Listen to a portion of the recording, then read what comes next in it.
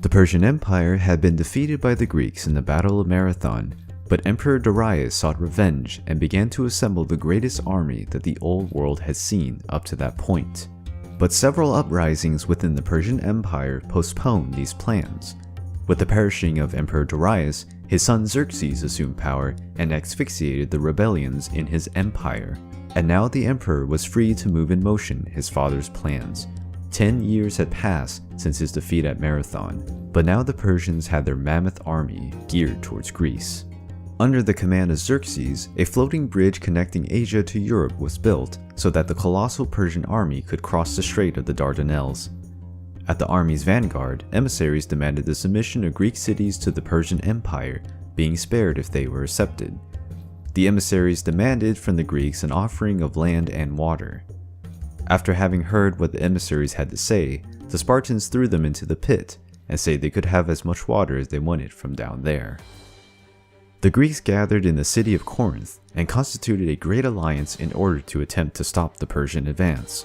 The Athenians, commanded by Themistocles, would use their powerful fleet to fight the Persians by sea, whereas Leonidas, the king of Sparta, would lead the land troops and try to halt the Persians at the gates of fire at Thermopylae. But the city of Sparta was celebrating Carneia, a religious feast which forbade belligerent activities during its course. Leonidas consulted the oracle of Delphi, which told him that only a sacrifice of a legitimate heir to the throne of Hercules could detain the fury of the son of Perseus. According to Greek mythology, the hero Perseus had many descendants. Some of them had been the sprout of the people later known as Persians. On the other hand, Hercules' descendants ruled Sparta for several centuries already, and so Leonidas realized that his fate was to march against Xerxes. Unable to take his whole army with him, Leonidas handpicked 300 elite soldiers as his personal guard. On his way, he kept adding soldiers from other Greek cities. It is estimated that Leonidas managed to assemble an army of 7,000 soldiers from different backgrounds and led it toward the cliff of Thermopylae. The Spartans positioned themselves near the gates of fire, a strip of the cliff that was so narrow that the numerical superiority of the Persian army would be curbed. The gigantic Persian army was getting near, with more than 300,000 soldiers. Xerxes sent an emissary to meet the Spartan king. Xerxes proposed to Leonidas a unification between the Spartans and the Persians so that they could rule the whole of Greece under the flagship of the Persian Empire. The Spartan king rejected Xerxes' proposal, and his emissary threatened him.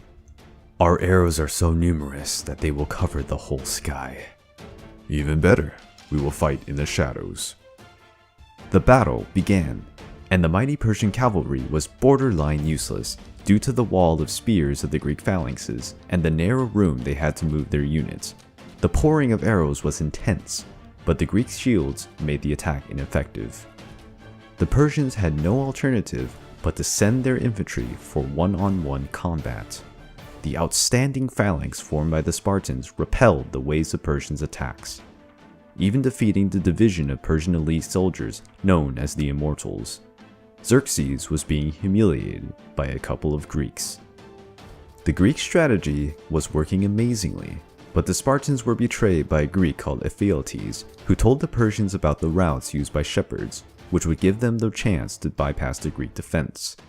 Realizing that they would end up surrounded, Leonidas freed the remaining Greek soldiers to retreat in order to prevent a massacre. Leonidas, his loyal Spartan soldiers, and about 1,000 Greeks readied themselves for the final battle.